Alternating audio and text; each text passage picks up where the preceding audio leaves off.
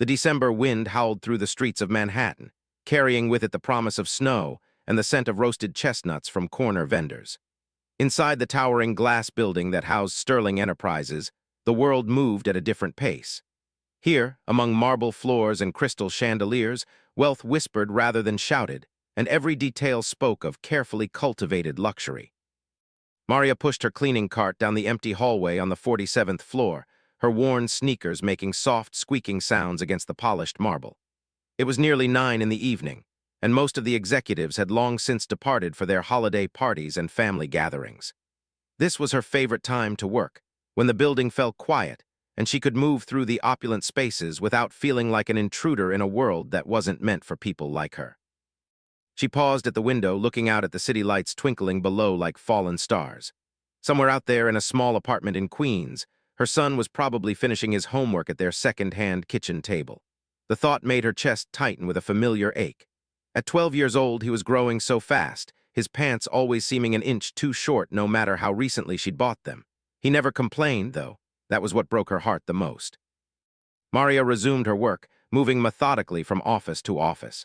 She dusted the expensive wooden desks, emptied trash bins, and vacuumed the plush carpets that probably cost more than she made in 6 months. Each room told a story of success and privilege. Family photos in silver frames showed executives with their children at ski resorts and beach vacations. Diplomas from prestigious universities hung on walls. Everything here spoke of opportunities and choices that seemed as distant to Maria as the moon. She entered the corner office belonging to Alexander Sterling himself, the billionaire CEO whose name graced the building. Maria had only seen him in person a handful of times during her 3 years working for the cleaning company. He was always surrounded by assistants and executives, moving through the building like royalty through a palace. She'd heard the other cleaning staff talk about him in hushed tones. Some said he was ruthless in business. Others claimed he'd donated millions to charity, but never spoke about it publicly. To Maria, he was simply another wealthy man in an expensive suit, existing in a reality completely separate from her own. His office was enormous, with floor-to-ceiling windows offering a panoramic view of the city. A massive mahogany desk dominated the center of the room, its surface neat and organized with careful precision. Leather-bound books lined one wall, and abstract paintings that Maria suspected were originals hung on another. She began her routine, careful not to disturb anything, moving around the space with practiced efficiency. As she dusted the bookshelf, her mind wandered to Christmas, now just 3 weeks away. Had been asking for so little this year, just a new basketball and maybe some books. He loved to read, always had his nose buried in library books about adventures in faraway places. She wished she could give him the world, or at least a small piece of it. Instead, she was calculating how many extra shifts she could pick up between now and December 25th. The sound of the office door opening startled her. Maria spun around, her heart jumping into her throat. Alexander Sterling stood in the doorway, his tie loosened and his suit jacket draped over his arm. For a moment they both froze, two people from completely different worlds suddenly sharing the same space. "I'm so sorry, Mr. Sterling," Maria stammered, gripping her dust cloth tightly. "I thought everyone had left. I can come back later." He waved a hand dismissively, moving into the office. "No need. I forgot some documents I need to review tonight. Please continue with your work." Maria nodded, her pulse still racing as she tried to resume her dusting. But her hands trembled slightly, and she found herself acutely aware of his presence in the room. He moved to his desk, gathering papers into a leather briefcase, seemingly oblivious to her discomfort. The silence stretched between them, heavy and awkward. Maria worked as quietly as possible, trying to make herself invisible. She'd almost finished when her phone buzzed in her pocket. She pulled it out quickly to silence it, but not before Alexander glanced in her direction. It was a text from, "Mom, when are you coming home? I made dinner. It's probably not very good, but I tried." A lump formed in Maria's throat. Her 12-year-old son, making dinner for himself on a cold December night while she cleaned offices in a world of excess and abundance. She typed back quickly, "Coming soon, me. I'm sure it's delicious." She slipped the phone back into her pocket, blinking away the moisture that had suddenly appeared in her eyes. When she looked up, she found Alexander watching her with an unreadable expression. "I'm almost finished," she said quickly, moving toward the windows with her cleaning solution. "Take your time," he replied, his voice softer than she'd expected. No rush. Maria sprayed and wiped the glass, watching the city lights smear and then clear again. Behind her, she could hear Alexander moving papers around, the rustle of documents and the occasional click of a pen. The office felt too small suddenly, despite its generous size, the air charged with an awkwardness neither of them knew how to navigate. As she worked on the final window, the view of the city seemed to press in on her. All those lights, all those buildings, all those people living their separate lives. She thought about again, waiting for her in their small apartment. They barely had enough for rent and food, let alone the kind of Christmas she wished she could give him. This year would be lean, like every year, filled with practical gifts and careful budgeting rather than the magical abundance she'd dreamed of providing. "I wish I could share a Christmas meal with my son," she whispered to her reflection in the glass, the words escaping before she could stop them. "Just one nice dinner together without me having to work." The moment the words left her lips, Maria froze. Horror washed over her as she realized she'd spoken aloud. She'd thought Alexander was absorbed in his work, but in the reflection of the window, she could see him standing completely still, his hand paused over his briefcase. Her face burned with embarrassment. She just revealed her personal struggles to one of the wealthiest men in the city. What must he think of her? That she was unprofessional? That she was asking for charity? Maria wanted nothing more than to disappear into the floor. "I apologize, Mr. Sterling," she said quickly, her voice tight with mortification. "That was completely inappropriate. I should finish up and let you work in peace." She grabbed her cleaning supplies, fumbling with the bottles and cloths in her haste to escape. But before she could make it to her cart, Alexander's voice stopped her. "Wait." The single word hung in the air. Maria turned slowly, keeping her eyes lowered, prepared for a reprimand or worse, worried that he might report her to the cleaning company. She needed this job desperately. The pay wasn't great, but it was steady, and they offered night shifts that allowed her to be home when left for school in the morning. "What's your name?" he asked. Maria, sir." "How long have you been cleaning this building, Maria?" 3 years, Mr. Sterling." He nodded slowly, studying her with an intensity that made her want to squirm. "And you have a son?" "Yes, sir, he's 12. Alexander set down his briefcase and moved to perch on the edge of his desk, his posture more relaxed than she'd expected. "Tell me about him." The request caught Maria completely off guard. She glanced at the door, half convinced this was some kind of test or trick. But something in Alexander's expression seemed genuinely curious, not judgmental or condescending. "He's a good boy," she began hesitantly. "Smart, kind. He loves to read and play basketball. He does well in school, even though I can't always help him with homework. Sometimes I don't understand the new ways they teach things." "What does he want for Christmas?" The question made Maria's throat tighten again. "Not much. A basketball and some books. He's never been the type to ask for expensive things. I think he knows we can't afford them, even though I've tried to shield him from our financial struggles." Alexander was quiet for a moment, his gaze distant. "My son was around that age when I was building this company," he said softly. "I missed a lot of his childhood, too absorbed in deals and acquisitions to notice how quickly time was passing. By the time I looked up, he was 18 and heading off to college. We barely knew each other."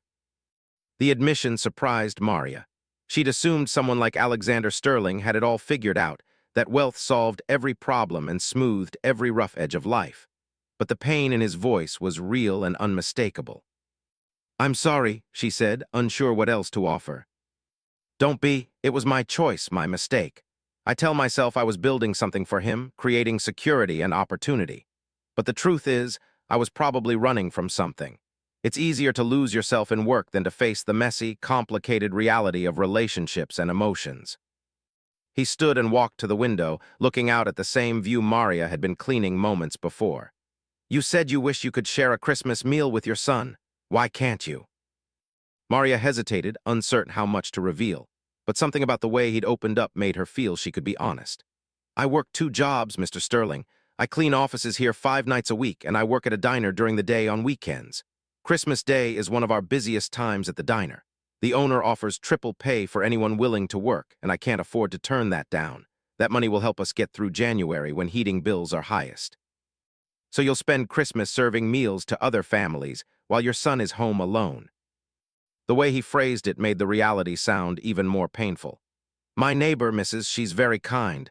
She invites to spend the day with her family. He won't be completely alone. But yes, I won't be there with him. Alexander turned from the window, his jaw tight. That's unacceptable. Maria's heart sank. She'd said too much, revealed too much. Now he probably thought less of her, saw her as irresponsible or neglectful. I'm doing the best I can, Mr. Sterling. I know it's not perfect, but... No, he interrupted. I mean it's unacceptable that you have to make that choice at all, that the system is set up in a way that forces parents to choose between financial survival and being present for their children. The statement hung between them, and for the first time since he'd entered the office, Maria met his eyes fully. She expected to see pity there, the kind of patronizing sympathy wealthy people sometimes offered as a substitute for real understanding. Instead, she saw something that looked like genuine anger on her behalf. I should go, she said quietly. I have other floors to clean before my shift ends. Alexander nodded, but as she moved toward the door with her cart, he spoke again. Maria, what time do you start your shift at the diner on Christmas Day? She paused, confused by the question.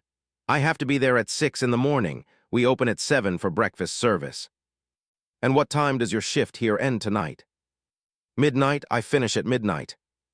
He glanced at his expensive watch.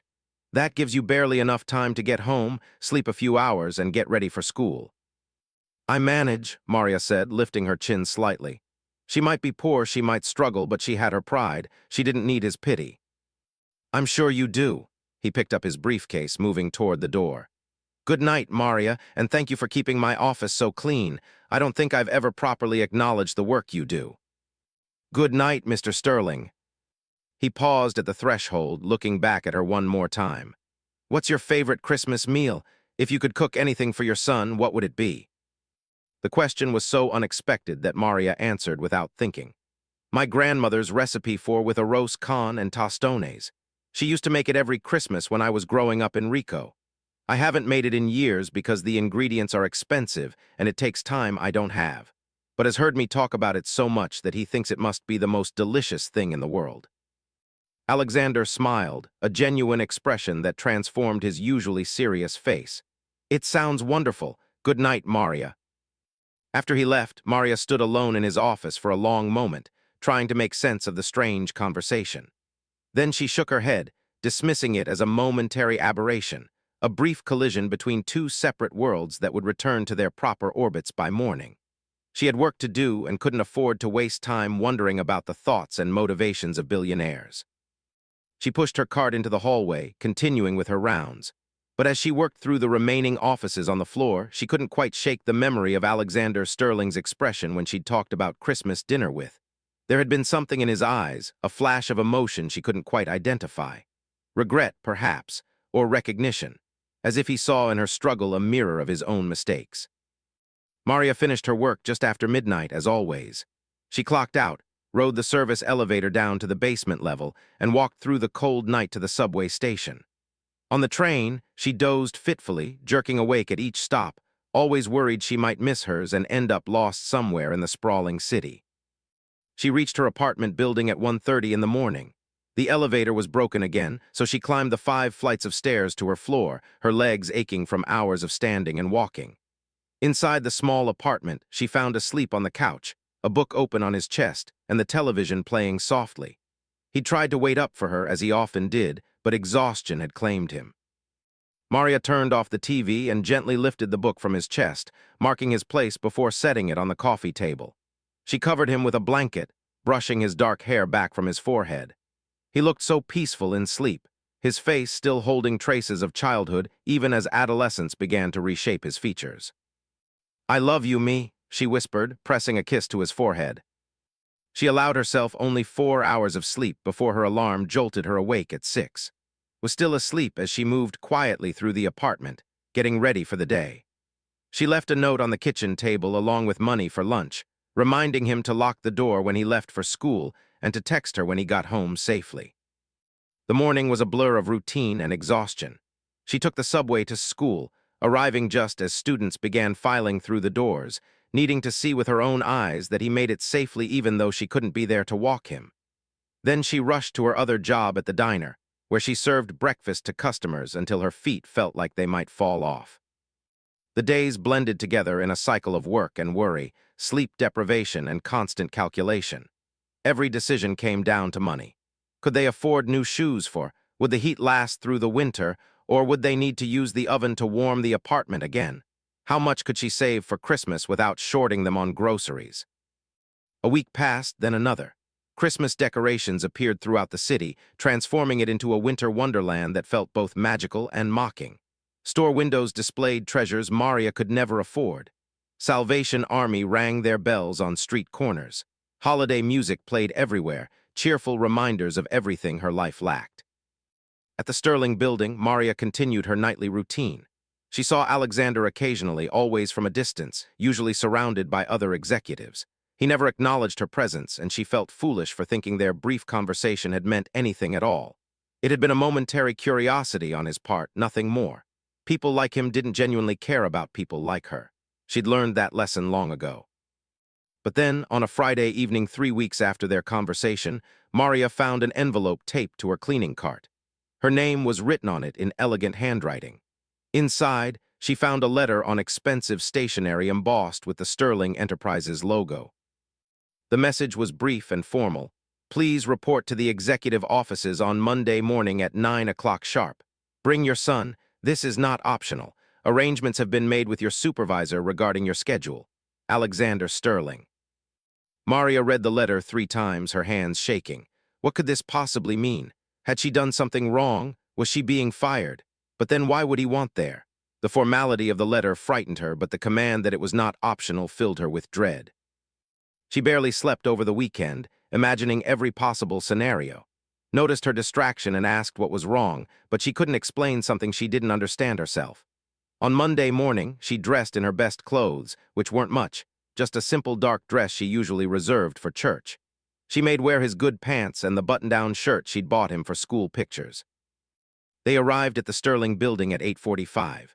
Maria had never entered through the front doors before, always using the service entrance. The lobby was magnificent, all marble and glass and Christmas decorations that probably cost more than her yearly salary. The security guard looked at them suspiciously until Maria showed him the letter. He made a phone call, spoke in low tones, then directed them to a private elevator that required a special key to operate. "Someone will meet you at the top," he said, his manner now respectful in a way that confused Maria even more. Pressed close to her side as the elevator climbed. "Mom, what's going on? Why are we here?" "I don't know, baby, but whatever happens, stay close to me and be polite." The elevator doors opened directly into a reception area, more luxurious than anything Maria had ever seen. A woman in an impeccable suit greeted them with a warm smile that seemed genuine rather than professional. "Mrs. and this must be, welcome. Mr. Sterling is expecting you. Please follow me." They walked down a hallway lined with artwork that Maria suspected belonged in museums. Her anxiety ratcheted higher with every step. Finally, they reached a set of double doors, which the woman opened to reveal a conference room with a view that seemed to encompass the entire city. But Maria barely noticed the view. Her attention fixed on the long table. Alexander Sterling stood at the head of the table, his expression unreadable. He wore a casual sweater instead of his usual suit, making him look somehow more human and approachable. "Good morning, Maria. Please sit down." Maria couldn't move. She stood frozen in the doorway, one hand gripping shoulder, her mind struggling to process what she was seeing. This couldn't be real. Things like this didn't happen to people like her. There had to be a catch, an explanation that would make sense of this impossible scene. "I don't understand," she managed to say, her voice barely above a whisper. Alexander gestured to the chairs. "You said you wished you could share a Christmas meal with your son. I thought, why wait for Christmas? Consider this an early celebration." He looked at, who stared at the food with wide eyes. "Your mother tells me you've never tasted your great-grandmother's. I hope this comes close to the real thing. I had to hire someone who knew the authentic recipes." Turned to Maria, confusion and excitement warring on his young face. "Mom, what's happening?" Maria felt tears pricking at her eyes, but she blinked them back furiously. She didn't want to cry in front of this man, didn't want him to see how deeply his gesture had affected her. "Mr. Sterling, this is too much. We can't accept this." "Why not?" "Because," she struggled to find words that wouldn't offend him while still maintaining her dignity. "Because I don't want charity. I work hard for everything we have. I don't need anyone's pity." Alexander's expression softened. He pulled out a chair and sat down, his body language suddenly less formal, more genuine. "This isn't charity, Maria, and it's certainly not pity. May I tell you a story?" Maria nodded slowly, still standing in the doorway, still uncertain. 20 years ago, when I was building this company, I worked around the clock. I told myself I was doing it for my family, that every hour I spent at the office was an investment in their future. My wife Sarah was patient at first, but eventually the marriage crumbled under the weight of my absence. My son Thomas was 8 when we divorced. He stayed with his mother, and I became a weekend father, always promising I'd have more time soon, always finding reasons why that promise could wait a little longer. He paused, staring at the food on the table with an expression Maria couldn't quite read. "Thomas is 28 now. He works in California, as far from me as he could get while staying in the continental United States. We talk maybe twice a year on his birthday and Christmas, and even those conversations are strained and superficial. I have money, Maria, more money than I could spend in 10 lifetimes. But I would trade every dollar of it for the opportunity to go back and share a simple meal with my son when he was sage."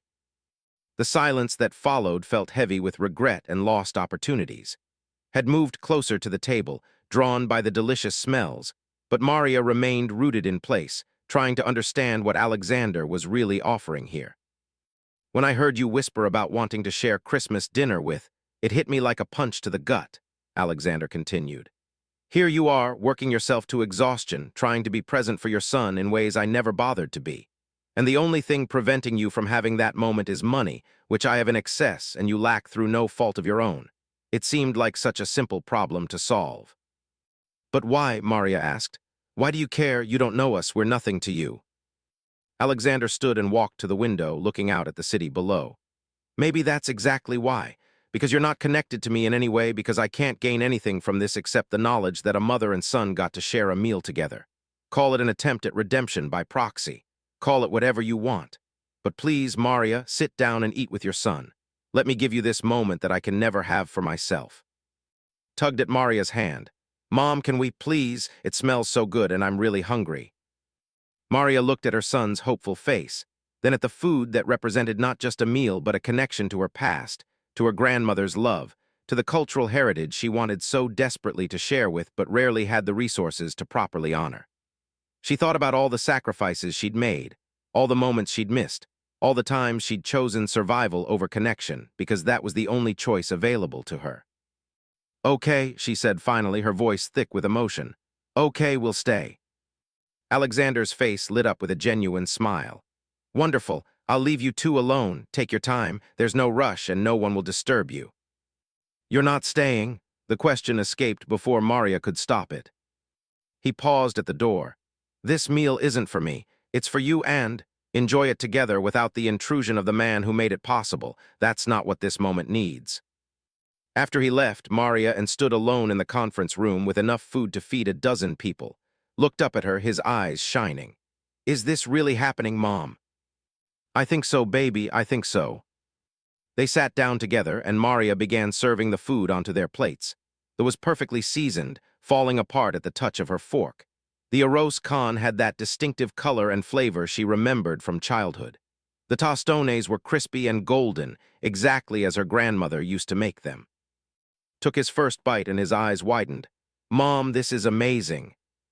Maria tasted and felt transported back through time. She could almost see her grandmother in the kitchen, humming while she cooked, the whole house filled with the sense of Christmas. Tears streamed down her face before she could stop them, a release of tension and emotion she'd been holding back for years. "Mom, are you okay?" Reached across the table to touch her hand, concern replacing his earlier excitement. "I'm fine, me. These are happy tears. I just wish your great-grandmother could be here to see you tasting her recipes. She would have loved you so much." They ate slowly, savoring every bite. Maria told stories about Christmas in Rico, about his great-grandmother and the extended family he'd never met. She talked about traditions and recipes, about the small house where she'd grown up that always seemed to expand to accommodate whoever needed a place at the table. "Why don't we make this food more often?" asked between bites. "Because it's expensive and it takes time I usually don't have. But maybe we can figure out a way to do it more often. Maybe not the full meal, but pieces of it. Would you like that?" "I'd love that," grinned at her, and in that moment with good food between them and time stretching out without the usual pressure of her next shift, Maria felt something she rarely allowed herself to feel. She felt content. They spent 2 hours in that conference room, long past the point where they were full, simply because they could. Because no one was rushing them. Because for once, Maria didn't have to watch the clock, calculating how many minutes she had before she needed to be somewhere else. Eventually, they couldn't eat another bite, sat back in his chair, his hand resting on his full stomach. "That was the best meal I've ever had, Mom." "Me too, baby, me too." As they gathered their things to leave, Maria noticed an envelope on the table that hadn't been there before. Someone must have slipped it in while they were too absorbed in their meal to notice. Her name was written on it in the same elegant handwriting as the previous letter. Inside, she found a brief note and a check. The note read, "Maria, this is not charity. This is payment for 3 years of excellent work that has gone unacknowledged, and use it to take Christmas Day off. Spend it with your son. Consider it a bonus for services rendered. You've earned it. A.S." Maria looked at the check and felt her knees go weak. It was for $5,000. $5,000. More money than she typically made in 3 months. Enough to take Christmas off and still pay January's bills. Enough to buy that basketball and books and maybe even some new clothes that actually fit. Enough to breathe just for a little while. She sank back into her chair, the check trembling in her hands. This couldn't be real. People didn't just give away this kind of money. There had to be strings attached, expectations she didn't understand. But as she read the note again, she realized Alexander Sterling had been clever in how he'd framed this. Not as charity, but as payment for work. As recognition of value rather than pity for circumstances. He'd given her a way to accept the money without sacrificing her pride or dignity. "Mom, what is it?" had noticed her reaction. Maria folded the check and slipped it into her purse. "Nothing, baby, just a Christmas bonus from work. Come on, let's go home." They rode the elevator down in silence, Maria's mind spinning with thoughts and emotions she couldn't quite sort out. The security guard who'd been suspicious of them earlier now held the door open with a respectful nod.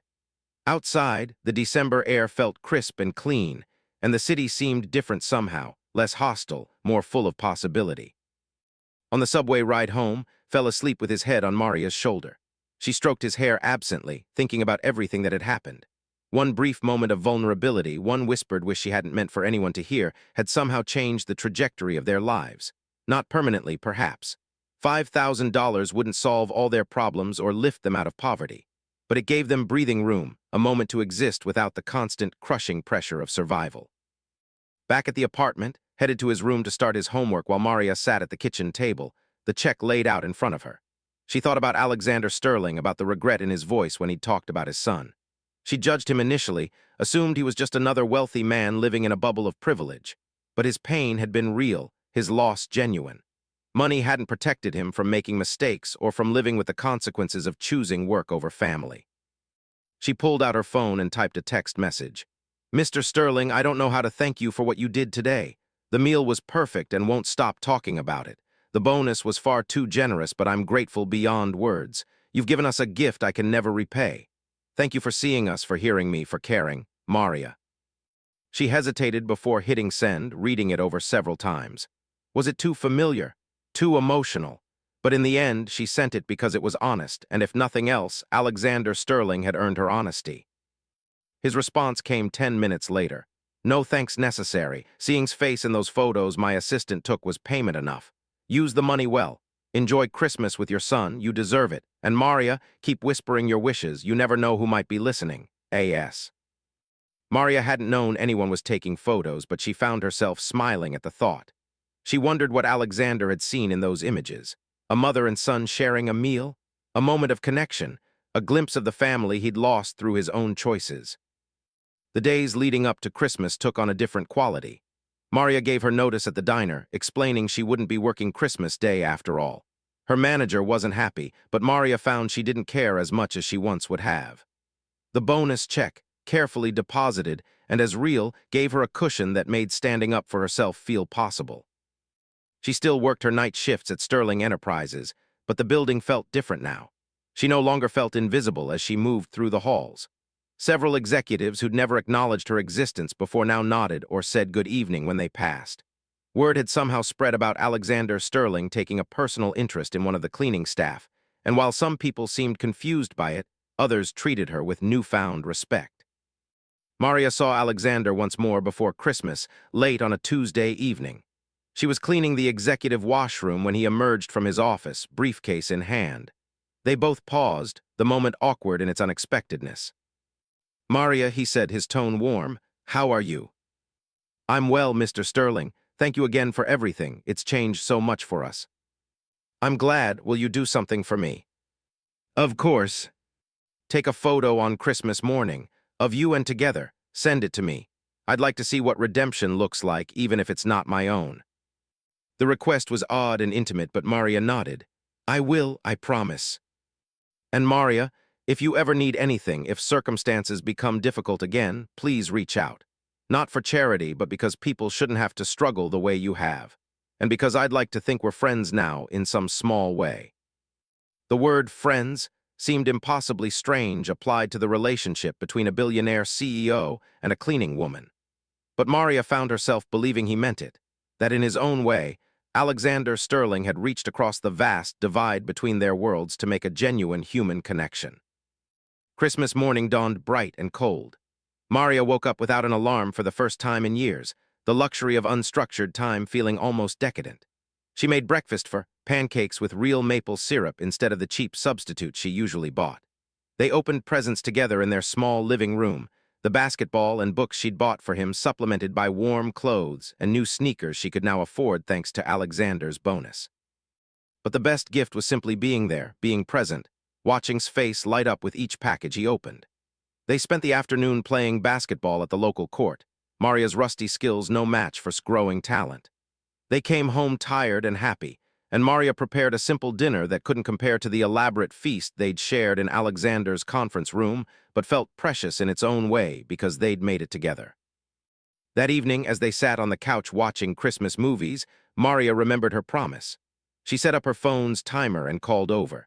They squeezed together, his arm around her shoulders, both of them smiling genuine smiles of contentment and love. She sent the photo to Alexander with a simple message. "This is what redemption looks like. Thank you for making it possible. Merry Christmas." His response came an hour later. "You've given me more than you know, Maria. Merry Christmas to you both." Maria set down her phone and pulled close, breathing in the scent of his shampoo, feeling the solid warmth of him against her side. She thought about whispered wishes and unlikely angels, about tea the new year arrived with its usual mixture of hope and uncertainty. Maria returned to work at Sterling Enterprises, falling back into her familiar routine of cleaning offices and emptying trash bins. But something fundamental had shifted in how she moved through the building. She no longer felt like a ghost haunting the halls after hours. The brief intersection of her life with Alexander Sterling's had given her a sense of visibility she'd never experienced before. January brought the harsh reality of winter bills and the gradual depletion of the Christmas bonus. Maria was careful with the money, budgeting it precisely to cover necessities while still allowing for small luxuries she'd never been able to afford before. Got to join the basketball team at school, which required fees for the uniform and equipment. They could buy fresh fruit regularly instead of just when it was on sale. Maria even splurged on a new winter coat to replace the one she'd been wearing for 6 years. It seemed splitting and lining torn. She saw Alexander occasionally in the building, always from a distance. He'd nod or raise a hand in greeting, but they didn't speak again. Maria told herself this was natural, that their brief connection had served its purpose, and now they were returning to their appropriate places in the social order. The billionaire and the cleaning woman had no real basis for ongoing friendship. That one moment of intersection had been an aberration, a holiday miracle that couldn't sustain itself in the cold light of ordinary days. But then on a Friday evening in late January, Maria found another envelope taped to her cleaning cart. Her heart jumped at the sight of it, memories of the previous letter flooding back. Inside, she found a brief note in Alexander's now familiar handwriting. "Maria, I have a proposition for you, not charity but a genuine business opportunity. Please meet me in my office tomorrow at 2 in the afternoon. This concerns your future and education. Come with an open mind. A.S." Maria read the note 3 times, trying to decipher what it could mean. A business opportunity. What kind of business could she possibly conduct with a billionaire? She had no college education, no special skills beyond hard work and determination. The mention of education both intrigued and frightened her. She wanted nothing more than for her son to have opportunities she'd never had, but she was wary of anything that might come with strings attached. She barely slept that night, her mind spinning through possibilities and worst-case scenarios. When she arrived at the Sterling building at 1:45 the next afternoon, she'd changed clothes 3 times before settling on a simple dress and cardigan that she hoped struck the right balance between respectful and not trying too hard. The receptionist recognized her immediately and directed her to Alexander's office. Maria knocked tentatively on the heavy wooden door, her palms sweating despite the building's climate control. "Come in," Alexander's voice called from inside. She entered to find him seated not behind his imposing desk, but in a small seating area near the windows, 2 comfortable chairs positioned to face each other. He stood as she entered, gesturing to the empty chair. "Maria, thank you for coming. Please sit down. Can I get you anything? Coffee, water?" "I'm fine, thank you." Maria perched on the edge of the chair, her posture rigid with nervous tension. "Your note said you had a proposition." Alexander settled into his own chair, leaning forward with his elbows on his knees, his expression serious but not unfriendly. "I do. But first, I need to explain something about myself and this company. I built Sterling Enterprises from nothing, starting with a small investment firm 30 years ago. I made my fortune by seeing potential where others saw only risk, by investing in people and ideas that conventional wisdom said were bad bets. Some of those investments failed spectacularly, but others succeeded beyond anyone's expectations, and those successes more than made up for the failures." Maria nodded, unsure where this was leading but willing to listen. "Lately, I've been thinking a lot about legacy," Alexander continued. "About what I'll leave behind when I'm gone. This company will continue, probably under management I'll never know. My son will inherit money he doesn't need and likely doesn't want. But what does any of it mean? What actual difference have I made in the world beyond making rich people richer?" He stood and walked to the window, his back to Maria. "After our conversation before Christmas, I couldn't stop thinking about the systemic problems that put you in the position of having to choose between financial survival and being present for your son. No parent should face that choice. No child should grow up barely seeing their mother because she has to work 3 jobs just to keep a roof over their heads." "Mr. Sterling." He turned to face her, holding up a hand to forestall her interruption. "Please, let me finish. I've been working on an idea for the past month, and I need to run it by you before I move forward. It involves you directly, which means you have every right to refuse if you're not comfortable with it." Maria's heart pounded. "What kind of idea?" "I want to create a foundation dedicated to supporting single parents who are working multiple jobs to make ends meet. Not through traditional charity, which often comes with humiliating requirements and bureaucratic nightmares, but through direct support that addresses the real problems. Subsidized housing, assistance, education grants, healthcare coverage, job training programs, all the things that would actually make a difference in people's lives." The scope of what he was describing made Maria's head spin. That's very generous, Mr. Sterling. I'm sure many people would benefit from something like that."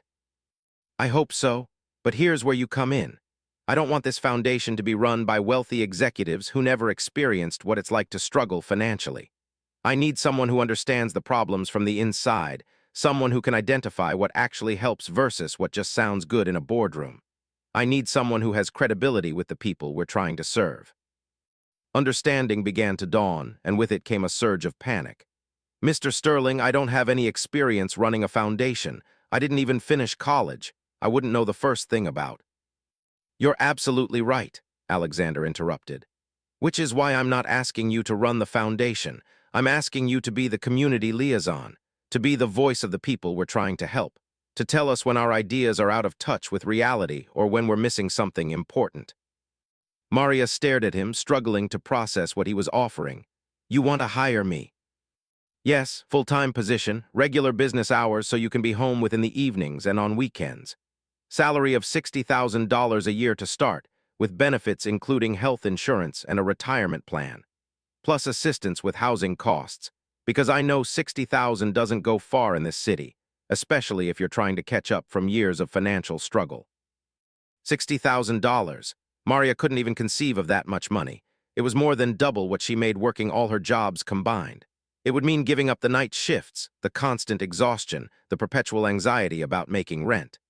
It would mean being able to attend basketball games, help him with homework, cook dinner together on weeknights. It would mean living like a normal person instead of a ghost haunting her own life. "Why me?" she asked, her voice barely above a whisper. "There must be hundreds of people more qualified." Qualified according to what standard? A resume full of credentials from expensive universities. I have plenty of people with impressive qualifications, Maria. What I don't have is someone who whispered a wish into an empty room, thinking no one could hear her, about sharing a Christmas meal with her son.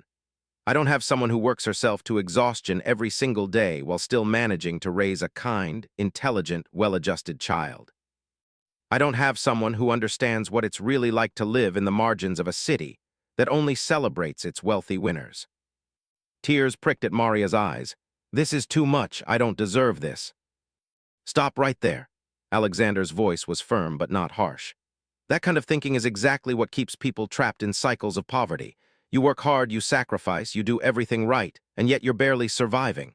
That's not a moral failing on your part. That's a systemic failure of a society that doesn't value the kind of work you do. You absolutely deserve this opportunity, and frankly, I need you more than you need me." "What if I'm terrible at it? What if I can't do what you need?" "Then we'll figure it out together. I'm not expecting you to have all the answers on day one. I'm expecting you to be honest, to speak up when something doesn't make sense, to help us understand the real needs of the people we're trying to serve. Everything else we can teach you." Maria closed her eyes, trying to center herself. Every instinct screamed at her to be cautious, to look for the hidden catch, to protect herself from disappointment. But underneath the fear was a tiny spark of something she hadn't felt in years. Hope. Real, tangible hope that life could be different, better, more than just survival. "Can I think about it?" she asked. "I need some time to process this." "Of course, take all the time you need. But Maria, while you're thinking about it, consider this. What example do you want to set for?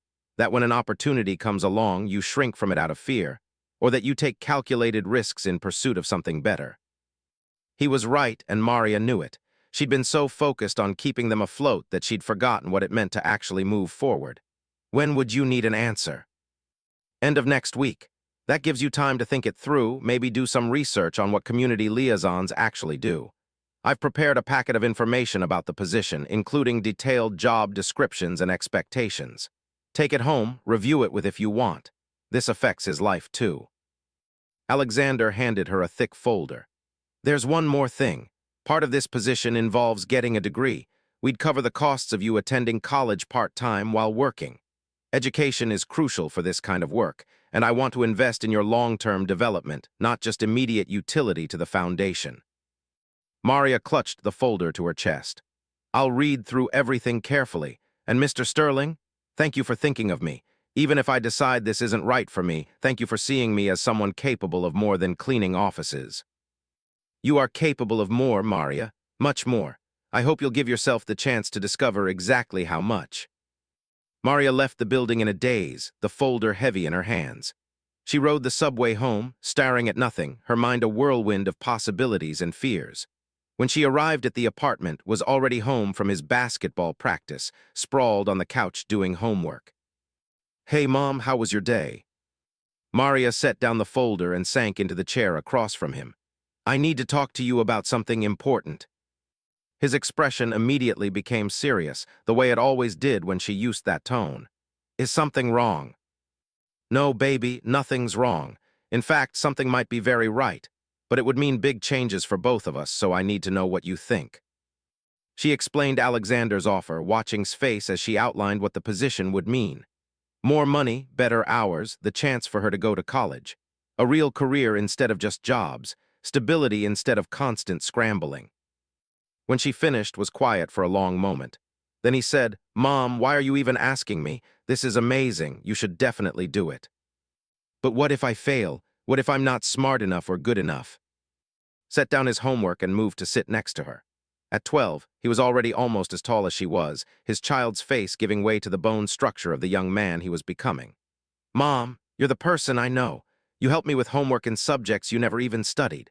You manage all our money and make sure we have what we need even though you barely make anything. You taught yourself English when you moved here, and now you speak it better than lots of people who grew up here. If Mr. Sterling thinks you can do this job, why don't you believe him? Out of the mouths of babes, Maria thought, or in this case, out of the mouth of her wise, practical son.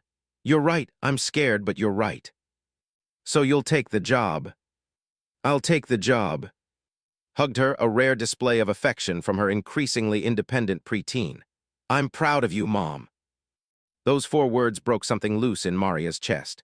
When had she last heard someone say they were proud of her? When had she last done something that warranted pride?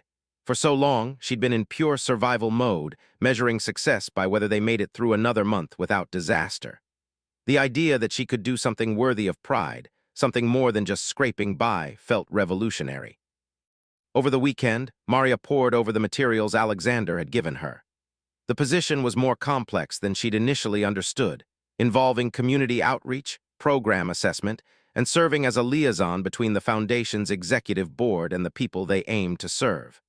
It would require public speaking, report writing, and collaboration with other nonprofits and government agencies. The scope of it was daunting, but as she read through the materials, she began to see how her life experience was actually an asset. She understood the bureaucratic nightmares of social services, the degrading process of applying for assistance, the gap between what programs claimed to offer and what they actually delivered. On Monday morning, Maria called the number Alexander had provided. His assistant answered, professional and warm. Ms., we've been expecting your call. Let me connect you to Mr. Sterling. A moment later, Alexander's voice came through the line. Maria, have you made a decision? Yes, I'd like to accept the position, if the offer's still open. She could hear the smile in his voice. It's absolutely still open. Can you come in tomorrow to handle the paperwork? We'll start you in 2 weeks, give you time to wrap up your current jobs and prepare for the transition. I'll be there, and Mr. Sterling, I'll work harder than anyone you've ever hired. I promise you won't regret this. I have no doubt about that, Maria. Welcome to the team. After she hung up, Maria sat in her quiet apartment, letting the magnitude of what had just happened wash over her. Her life had changed. Not through a lottery ticket or a windfall or any of the fantastical scenarios she'd sometimes daydreamed about while scrubbing toilets at 3 in the morning. Her life had changed because she'd whispered a wish, because someone had heard it, and because she'd been brave enough to say yes when an opportunity presented itself. Giving her notice at the cleaning company was harder than she'd expected. She'd never loved the work, but it had been steady, reliable in a way few things in her life had been. Her supervisor was surprised, and Maria thought a little hurt. You're one of our best workers, she said. We hate to lose you. I appreciate that, but this is an opportunity I can't pass up. I understand. You gotta do what's best for you and your son, but if it doesn't work out, you know you always have a place here. The implicit message was clear. People like Maria didn't usually succeed when they tried to move up in the world. They inevitably came back to where they started, dreams deflated, tails between their legs. Maria appreciated the safety net but resented the assumption. She was determined to prove everyone wrong, to show that she belonged in that new role, that she could be more than a cleaning woman scraping by. Her last 2 weeks at Sterling Enterprises felt surreal. She cleaned the offices she'd soon be visiting as a colleague rather than invisible support staff. She rode the service elevator knowing she'd soon be using the main ones. She worked her night shifts, counting down the hours until her new life would begin. On her final night, Maria made a point of cleaning Alexander's office one last time. As she dusted his desk and vacuumed his carpet, she thought about how far she'd come in such a short time. 3 months ago, she'd been invisible here, just another person cleaning up after the important people. Now she was about to become one of those important people herself, at least in some small way. She was almost finished when Alexander appeared in the doorway. She jumped, startled, just as she had been that first night when everything had changed. I'm sorry, he said, holding up his hands. I didn't mean to scare you. I heard this was your last night, and I wanted to say goodbye to Maria the cleaning woman before I welcome Maria the community liaison next week. She smiled, feeling a little emotional. This office is going to be a lot messier without me taking care of it. I have no doubt, but it's worth it to have you doing something that actually utilizes your intelligence and insight. He paused, seeming uncharacteristically uncertain. Maria, I want you to know that I have complete confidence in you, but I also want you to know that it's okay to struggle at first. Learning any new job takes time. Don't be too hard on yourself if everything doesn't come naturally right away. Thank you, that means a lot. And one more thing, I know you're the type to work yourself to exhaustion proving you deserve to be here. But you don't have to prove anything. You already deserve it. Remember to take care of yourself and spend time with. That's the whole point of this opportunity. First day of Maria's new position arrived with unseasonable warmth, as if the universe itself was trying to make the transition easier. She dressed carefully in new clothes she'd bought specifically for this role, professional but not trying too hard, appropriate but still herself. Had helped her pick out the outfits, his eye for style better than she'd expected from a 12-year-old boy. "You look like a boss, Mom," he'd said that morning, beaming with pride. "You're going to be amazing." Now standing in front of the Sterling Enterprises building, Maria took a deep breath and walked through the main entrance with her head held high. The security guard who'd once looked at her with suspicion now smiled warmly. "Good morning, Ms. Welcome to your first day. I've got your badge ready here." The badge felt heavy with significance. It had her photo, her name, and her new title, Community Liaison, Sterling Foundation for Family Support. She clipped it to her jacket and rode the elevator up to the foundation's offices on the 32nd floor, a space she'd cleaned dozens of times but never really examined. The foundation offices were smaller and less ostentatious than the corporate floors above. There was warmer, more welcoming, with photographs on the walls showing families and communities rather than corporate achievements. A young woman with bright red hair and an infectious smile greeted her as she stepped off the elevator. "Maria, I'm Jennifer, the Foundation's program director. We spoke briefly on the phone. I'm so glad you're here. Let me show you around." The tour was overwhelming in its details. Conference rooms, a small kitchen, individual offices for staff members, and Maria's own workspace. It wasn't large, but it had a window, a desk, a computer, and shelves waiting to be filled with her materials. Her name was already on the door. Maria, Community Liaison. "We've got orientation scheduled for your first week," Jennifer explained as they settled in Maria's new office. "Mostly going over foundation policies, our current programs, and the projects we're developing. But honestly, the most important part of your job is going to be field work. Getting out into communities, talking to people, understanding their real needs as opposed to what we think their needs are." "That sounds good," Maria said, trying to project confidence she didn't quite feel. "When do I start?" "How about this afternoon? We're visiting a community center in Brooklyn that's applied for a grant from the foundation. I thought you could come along, observe how we assess applications, and maybe offer your perspective on what you see." The community center was in a neighborhood Maria knew well, similar to the one where she lived. The building was old but well-maintained, showing the kind of care that came from dedicated people working with limited resources. Inside, children's artwork decorated the walls, and the sound of voices and laughter echoed from various rooms. A woman in her 50s greeted them, her handshake firm and her smile genuine despite the exhaustion evident in her eyes. "I'm Carol Martinez, the center's director. Thank you so much for coming. Let me show you what we do here." As Carol led them through the center, explaining their programs and challenges, Maria felt a deep sense of recognition. This could have been her story, her struggle. The after-school programs that kept kids safe while their parents worked multiple jobs. The food pantry that provided groceries without judgment or degrading qualification processes. The small computer lab where adults could search for jobs or work on resumes. "Our biggest challenge is funding," Carol explained. "We rely mostly on small donations and volunteer labor, but we're at capacity. We have to turn families away every week because we simply don't have the resources to serve everyone who needs help." Jennifer asked detailed questions about budget, program metrics, and administrative structure. But Maria found herself asking different questions. What do the families tell you they need most? And what do you wish you could provide that you currently can't? Carol's eyes lit up at the questions. The families need everything, honestly. But if I had to prioritize, I'd say reliable is the biggest issue. Most of our families have parents working odd hours, nights, weekends. Traditional doesn't help them. They need care that's flexible, affordable, and available when they actually need it. "And what about transportation?" Maria pressed. "I notice you're not near a subway station. How do people get here?" "That's a huge problem. Many of our families don't have cars, so they're dependent on buses that don't always run on schedule. We've had parents miss job interviews because they couldn't get their kids here on time." Jennifer took notes, but Maria could see the wheels turning in her mind in a different way than they were turning in Jennifer's. Jennifer was thinking about programs and policies. Maria was thinking about people, about the woman she'd been just months ago, about how these specific problems had played out in her own life. After the visit, back in Jennifer's car heading to the office, Jennifer turned to Maria with a thoughtful expression. "You asked really good questions in there, different questions than I would have thought to ask. They were the questions I wish someone had asked me when I was struggling," Maria admitted.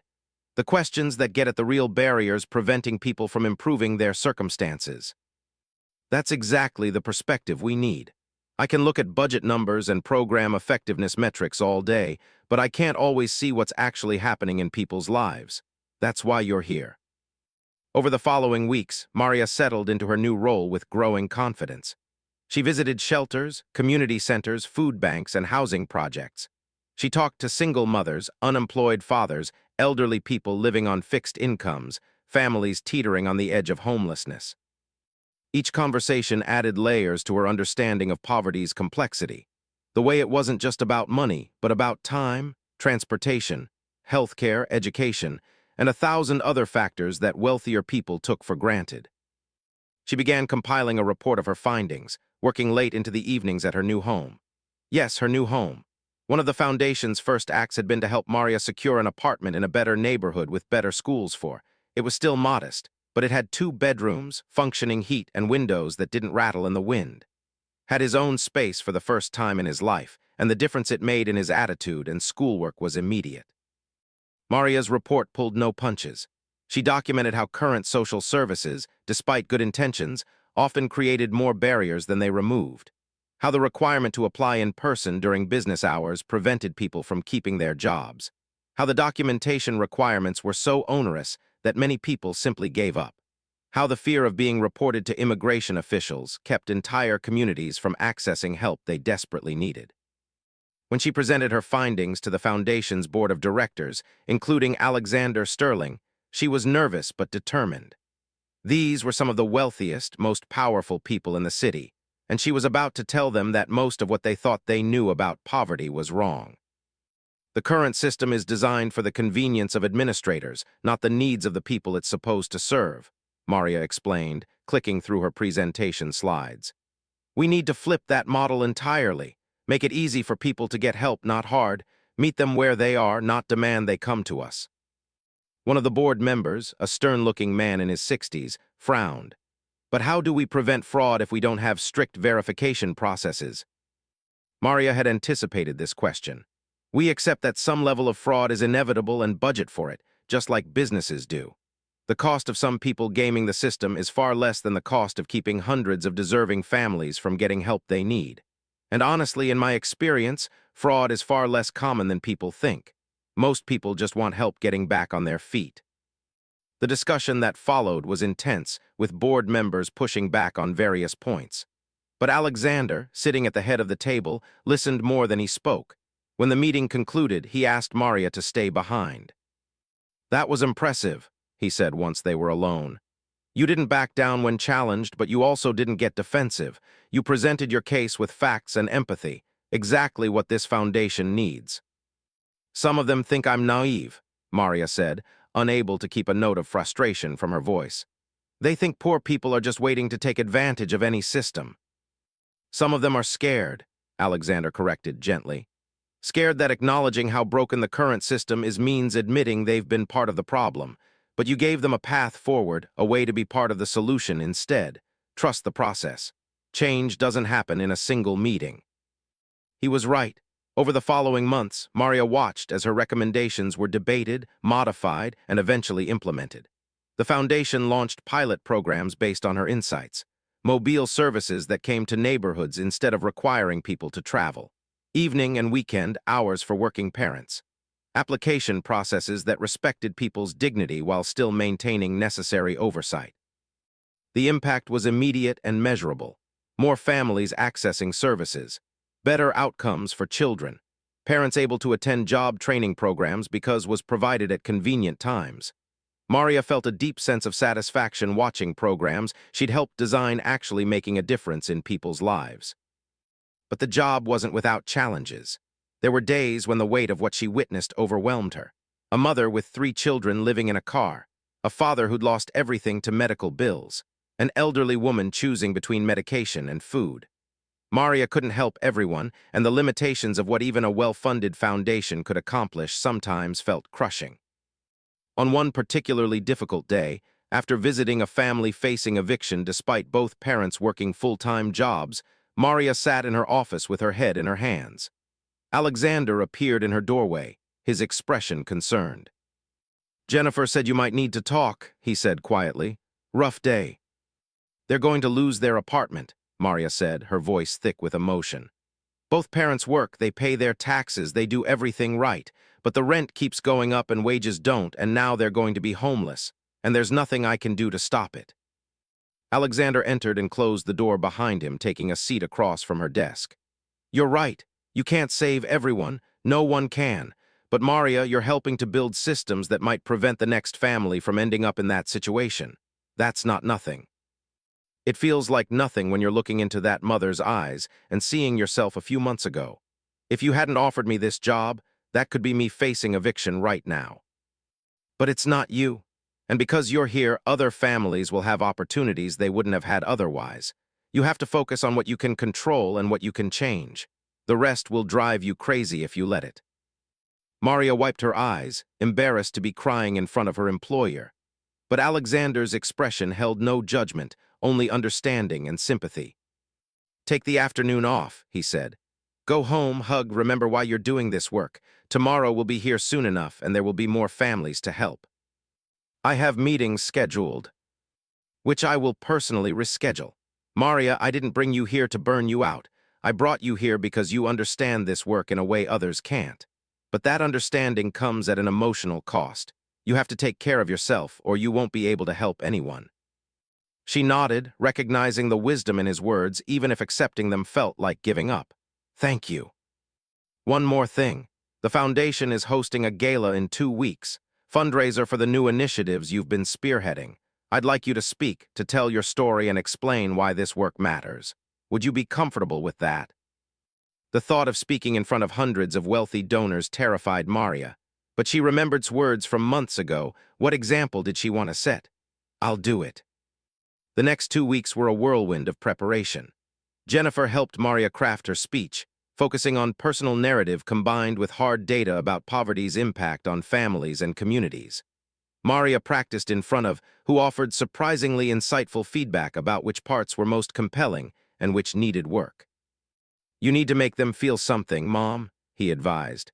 "Don't just tell them about problems. Help them understand what it's like to be the person facing those problems." The night of the gala arrived cold and clear. The venue was a luxury hotel ballroom, all crystal chandeliers and elegant. Maria wore a dress Jennifer had helped her select, simple and professional but beautiful in its own right. As she stood backstage waiting for her introduction, her hands shook and her mouth felt dry. Alexander found her there, looking distinguished in his tuxedo. "Nervous?" "Terrified." "Good, that means you care. Just remember, you're not asking these people for charity. You're offering them an opportunity to be part of something meaningful, to make a real difference in their community. They should feel privileged that you're willing to share your story with them." His words steadied her. When her name was called and she walked onto the stage, facing a sea of well-dressed people sipping champagne, Maria felt that old instinct to shrink, to apologize for taking up space in their world. But then she thought about the family facing eviction, about Carol Martinez at the community center, about her own younger self scrubbing toilets while waited at home. She thought about all the people whose voices were never heard in rooms like this. "My name is Maria," she began, her voice stronger than she'd expected. "6 months ago, I was cleaning this hotel late at night while my 12-year-old son did his homework alone in our small apartment in Queens. I worked 80 hours a week across multiple jobs and still barely made enough to cover rent and food. I was exhausted, worried, and feeling hopeless about our future." She told her story without self-pity, presenting the facts of her life with dignity and honesty. She talked about the whispered wish that had changed everything, about the unexpected connection with a billionaire who'd chosen to see her as a person worthy of investment rather than just another number in the poverty statistics. "But here's what I want you to understand. she continued, making eye contact with people throughout the audience. I'm not special. I'm not more deserving than the thousands of other single parents working multiple jobs in this city. The only difference between me standing here tonight and still cleaning hotel rooms is that someone gave me an opportunity. Someone saw my potential and invested in it. She paused, letting her words sink in before continuing. What the Sterling Foundation is trying to do is create those opportunities systematically, not just as random acts of kindness, but as a fundamental change in how we support struggling families. Because every parent working multiple jobs while their kids are home alone deserves the chance I got. Every child deserves to have their parent present at dinner time, at school events, in their lives. Maria shared the statistics she'd gathered, the data about how poverty affected children's development, academic achievement, and long-term prospects. But she interspersed the numbers with stories. The father who missed his daughter's dance recital because he was working his third job. The mother who couldn't help her son with homework because she worked nights and slept during the day. The families making impossible choices between medicine and food, heat and rent. The programs we're developing aren't revolutionary, she explained. They're actually quite simple, flexible for parents with non-traditional work hours, transportation assistance so people can get to job interviews, education grants that include living stipends so people don't have to choose between school and survival. These aren't radical ideas. They're just common-sense solutions to real problems. She concluded with a challenge. I know everyone in this room is successful. You've worked hard, made smart decisions, taken advantage of opportunities. But I also know that somewhere along the way, someone gave you a chance. A teacher who believed in you. A parent who supported your dreams. A mentor who opened a door. A system that was set up to help people like you succeed. Maria let her gaze sweep across the audience. All we're asking is that you help us create those same opportunities for people who've been locked out of the system through no fault of their own. Give them the chance to prove what they're capable of when they're not just trying to survive. Help us build a community where every parent can share a meal with their children, where every child has the support they need to thrive. That's not charity. That's investment in our collective future. The applause started slowly, then built into something powerful and sustained. People rose to their feet, and Maria felt tears prickling at her eyes. Not because of the applause itself, but because she'd just used her voice in a way she'd never thought possible. She'd spoken truth to power, and power had listened. After her speech, Maria was surrounded by donors wanting to talk, to share their own stories, to pledge support for the Foundation's initiatives. She navigated the conversations with Jennifer's help, trying to be gracious while not making promises the Foundation couldn't keep. Alexander found her during a brief lull in the activity. You were magnificent. I knew you would be, but you exceeded even my expectations. I was terrified the entire time, Maria admitted. But I kept thinking about and all the other kids whose parents are missing their childhoods because of economic circumstances. I couldn't let them down. You didn't. Come on, there's someone I want you to meet. He led her to a corner of the ballroom where a young man in his late 20s stood alone, looking uncomfortable in his expensive suit. He had Alexander's eyes, the same sharp intelligence tempered with something that might have been sadness. Thomas, Alexander said, his voice carrying a note of hope and hesitation. I'd like you to meet Maria, our community liaison. Maria, this is my son. The reunion Alexander had been too afraid to initiate directly, facilitated by Maria's presence as a buffer. Thomas shook her hand, his grip firm. Your speech was powerful. It reminded me of things I'd forgotten about my own childhood, actually. Oh, Maria prompted gently, sensing this was important. My father was always working when I was young. I resented it for a long time, felt like he chose money over me. But listening to you talk about working multiple jobs just to keep your son fed and housed, about missing his childhood not because you wanted to, but because you had no choice. It made me realize there's a difference between absence by choice and absence by necessity. He glanced at Alexander, an unreadable expression on his face. My father chose to be absent. He had options and picked work anyway. That's different from your situation, but maybe not as different as I thought. Maybe he was running from something too, even if that something was his own fear of failure or inadequacy or whatever demons drove him. The raw honesty in Thomas's words hung in the air between them. Alexander's face showed such vulnerable hope that Maria felt like an intruder on an intimate family moment. I should give you two some privacy, she said, starting to move away. Please stay, Thomas said quickly. I think I need a witness to this or I might lose my nerve. He turned fully to face his father.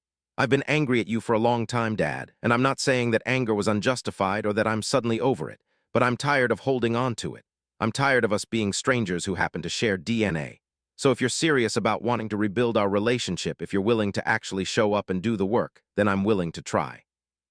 Alexander's eyes glistened with unshed tears. I am serious. I've been serious for years, but I didn't know how to bridge the gap I'd created. I was terrified of reaching out and having you reject me, so I just sent money and pretended that was enough. Money was never the problem. Money was never what I needed from you. I know that now, and I know I can't get back the years I missed. But maybe we can start building new memories, better ones, if you're willing to give me that chance. Thomas nodded slowly. Let's start with dinner next week. Just the two of us, no business talk, no distractions. Can you do that? Yes, absolutely yes. Maria watched the tentative reconciliation with a full heart. This was what her speech had been about, really. Not just about poverty and economic justice, but about presence and connection, about the things that mattered more than money.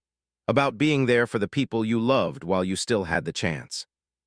Later that night, after the gala had ended and the last donors had departed, Maria rode the subway home in her elegant dress, feeling surreal. The train car was nearly empty, just her and a few other night shift workers heading home from their jobs. 6 months ago, she'd been one of them, exhausted and worried about making rent. Now she was coming home from a gala where she'd given a speech that raised hundreds of thousands of dollars for programs that would help families just like hers used to be. When she got home, was still awake despite the late hour, reading on the couch. He jumped up when she entered, eager for details. How was it? Were you amazing? Did they like your speech? Maria kicked off her uncomfortable dress shoes and sank onto the couch beside him. I think it went well. I was so nervous I thought I might throw up, but once I started talking, it got easier. I just told our story, told the truth about what life was like before and what these programs could mean for other families. I wish I could have been there to see it. Maybe next time. There will be other events, other opportunities, but I need to tell you something important. His expression grew serious. What? None of this would have happened if you weren't such an amazing kid. If you'd complained about me working all the time, if you'd gotten into trouble at school, if you'd been anything less than the kind, smart, wonderful person you are, I never would have had the strength to keep going. You gave me a reason to work that hard, a reason to hope for something better. So thank you, me. Thank you for being you. Hugged her tightly. You're getting all emotional on me, Mom. What's next? Are you going to cry? Maybe a little, she admitted with a laugh. It's been a big night, a big few months, really. Mom, can I ask you something? Of course. Do you think other kids like me, whose parents have to work all the time, do you think the foundation will really be able to help them?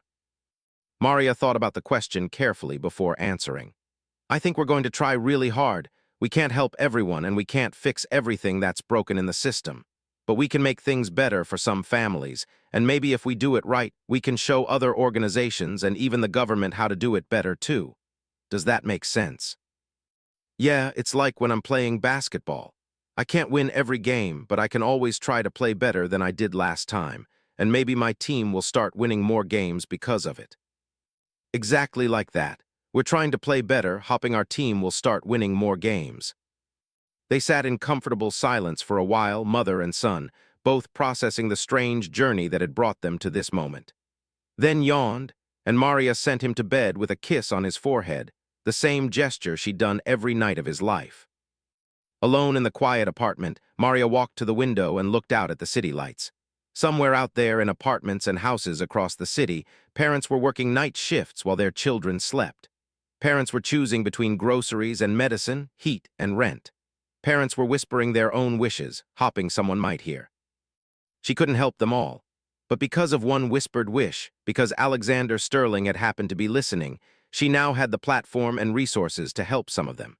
To create opportunities for other families like hers. To show that poverty wasn't a moral failing but a systemic problem that could be addressed with the right programs and support.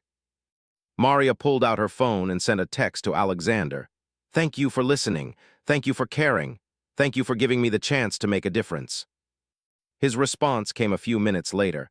Thank you for reminding me what really matters and for helping me start to repair things with Thomas. Sometimes the greatest gifts come in unexpected packages.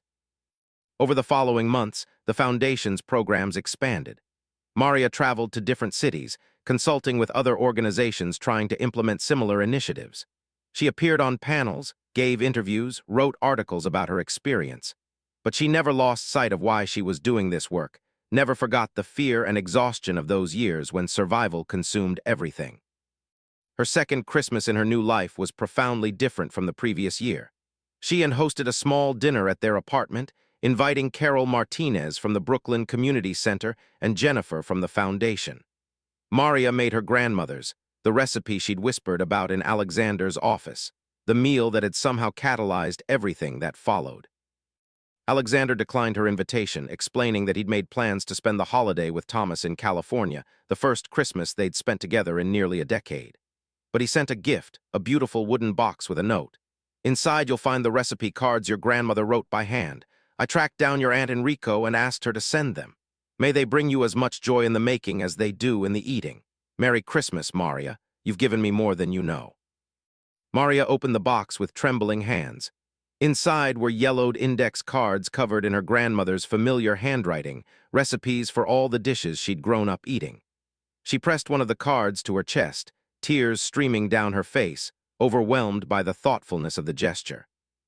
"What is it, Mom?" asked, looking up from where he was setting the table. "It's a piece of home, baby, a piece of our history that I thought was lost forever." That evening, as they gathered around the table with their guests, Maria looked at the faces of the people who'd become her found family. Carol, who'd taught her so much about community organizing. Jennifer, who'd mentored her through the challenges of her new role. And always the center of everything she did and the reason she kept pushing forward. "I'd like to make a toast," Maria said, raising her glass. "A year ago, I was working 3 jobs and barely surviving. I whispered a wish, not really believing anyone would hear it or that it could change anything. But somehow, impossibly, it did. So here's to whispered wishes and unlikely angels. Here's to second chances and new beginnings. Here's to being present for the people we love. And here's to building a world where every parent can share a meal with their child, where every family has what they need not just to survive, but to thrive." "Hear, hear," the others chorused, clinking their glasses together. As they ate and laughed and shared stories, Maria felt a profound sense of gratitude, not just for the material changes in her life, though those were significant, but for the reminder that visibility mattered, that being seen and heard could change everything. She'd spent so many years feeling invisible, moving through spaces where people looked through her rather than at her. One person had chosen to really see her, to really listen, and that single act of recognition had altered the trajectory of her entire life. But Maria also knew her story was exceptional precisely because it shouldn't have been. No one should need a billionaire to happen to overhear their whispered wish in order to have access to decent pay, reasonable hours, and the ability to be present for their children. That was what the Foundation was working to change, creating systems that provided those opportunities to everyone, not just the lucky few. The following year brought both challenges and triumphs. Some of the Foundation's programs succeeded beyond expectations. Others needed significant adjustments. Maria continued to learn and grow in her role, earning a reputation as someone who brought both passion and pragmatism to the work of poverty alleviation. She enrolled in college classes, working toward a degree in social work and public policy. It was hard, balancing work and school and motherhood, but helped her study, and Jennifer adjusted her schedule to accommodate her classes. The education provided theoretical frameworks for things Maria had understood intuitively, giving her new language and tools to articulate the changes she wanted to see. Alexander and Thomas's relationship continued to heal slowly, both men learning how to be father and son again after so many years of estrangement. Thomas eventually moved back to New York and started working with the Foundation, bringing his business expertise to help scale their most successful programs. On the first anniversary of Maria's speech at the gala, the Foundation hosted a celebration of their achievements. They'd served over 3,000 families in their first year, providing housing assistance, job training, and education grants. They'd partnered with 15 community centers across 3 cities. They'd influenced policy discussions at the state level. Maria stood at the podium again, but this time she wasn't nervous. She was confident, comfortable in her role and her expertise. A year ago, I stood here and told you my story. Tonight, I want to tell you about the stories we've helped make possible since then. About Sarah, the single mother who was able to complete her nursing degree because we provided during her clinical hours. About the father who got a better-paying job because we covered his transportation costs while he attended job training. About the family who avoided homelessness because we stepped in with housing assistance during a medical crisis. She clicked through photos of the families they'd served, each image telling a story of struggle and perseverance and hope. These are just a few examples. Behind each statistic we share, each program we implement, there are real people whose lives have been changed. Not because we gave them handouts, but because we gave them opportunities. We removed barriers and provided support, then got out of the way and let them show us what they're capable of. After her speech, Maria found Alexander in his usual corner, watching the proceedings with satisfaction. "We've done good work this year," he said as she approached. "You've done good work," Maria corrected. "None of this would exist without your vision and resources. And none of it would be actually effective without your insight and advocacy. It's a partnership, Maria. I brought the money, you brought the understanding of what would actually help. That combination is what makes this foundation different from other well-intentioned but ultimately ineffective charitable organizations." They stood together in comfortable silence, watching the celebration around them. Then Alexander said, "I've been thinking about something. How would you feel about expanding your role? We're getting requests from organizations across the country wanting to replicate our model. I'd like you to head up a training program, teaching other foundations and nonprofits how to do this kind of community-centered work." Maria felt the familiar flutter of fear mixed with excitement. That would mean a lot of travel, a lot of time away from. It would, but's older now, more independent, and we could structure it so you're not gone for more than a few days at a time. This is an opportunity to scale what we've learned, to influence how poverty alleviation work is done nationally. No pressure, but I think you're the right person for this role. Can I think about it? Of course, take all the time you need. But Maria, whatever you decide, I want you to know how proud I am of what you've accomplished. You took a chance on yourself when you easily could have said no out of fear. You've worked incredibly hard to learn this field and become an expert in it. You should be proud of yourself, too. Maria did think about it, discussing the opportunity with and weighing the costs against the potential impact. In the end, she accepted the role, stepping into yet another challenge that terrified and excited her in equal measure. The training program became one of the Foundation's most successful initiatives. Maria traveled to cities across the country, teaching other organizations how to center the voices of the people they served, how to design programs that actually addressed real needs rather than perceived ones, how to measure success not just by numbers served, but by lives genuinely improved. She met countless other people doing similar work, building a network of advocates and organizers who were all trying to make their communities better. She learned from them as much as she taught, coming home with new ideas and perspectives that enriched the Foundation's work.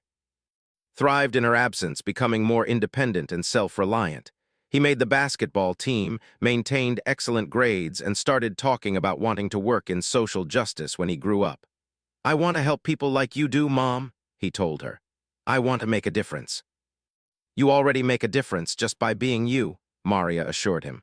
"But I have no doubt you'll do great things with your life." Years passed, each one building on the last. The Foundation grew, their programs reached more families, policy changes they'd advocated for were implemented at city and state levels.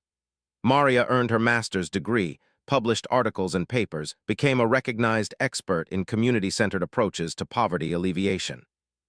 But through all the professional success and recognition, she never forgot that night in Alexander Sterling's office, when she'd whispered a wish she hadn't meant for anyone to hear. That moment had changed everything, not because of magic or miracles, but because one person had chosen to listen, to care, and to act. She thought about it often, especially when she met with families still struggling the way she once had. Each person she helped, each program she designed, each policy she influenced was an echo of that original moment of connection. It was her way of passing forward the gift she'd been given, multiplying the impact of one man's decision to see a cleaning woman as a person worthy of investment. Alexander eventually stepped back from day-to-day management of the Foundation, though he remained active on the board. Thomas took on more leadership, bringing fresh energy and ideas while respecting the foundation Maria and his father had built. The two men had found their way back to each other, not erasing the past, but building something new despite it. One December evening, 10 years after that first whispered wish, Maria stood in Alexander's office again. It looked different now, decorated with photos documenting the foundation's work, awards they'd received, news clippings about their impact. But the view was the same, the city lights twinkling below like fallen stars, each one representing a life, a story, a hope. Alexander joined her at the window, older now but somehow lighter, as if the years had lifted burdens rather than adding them. "Do you remember standing here all those years ago?" he asked. "Every detail.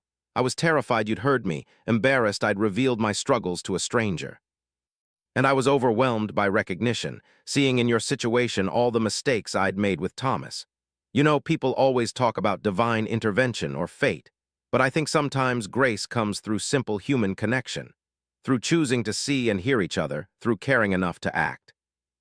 Maria nodded, thinking about all the lives that had been touched because of that night, all the children who'd got to spend more time with their parents, all the parents who'd been able to pursue better opportunities.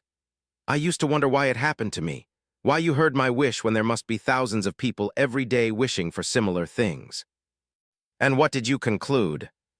"That it doesn't matter why. What matters is what we did with the opportunity.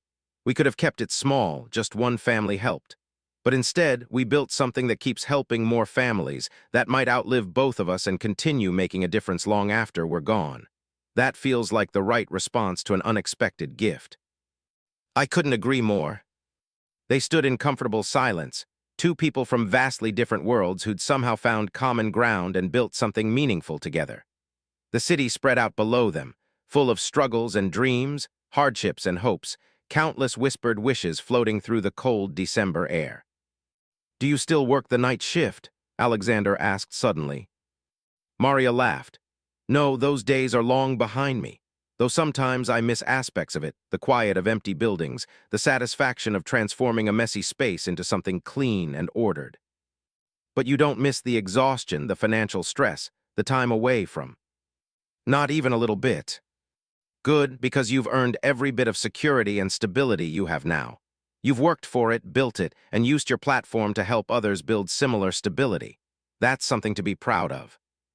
Maria thought about, now in college on a full scholarship, studying social work and planning to join the foundation after graduation.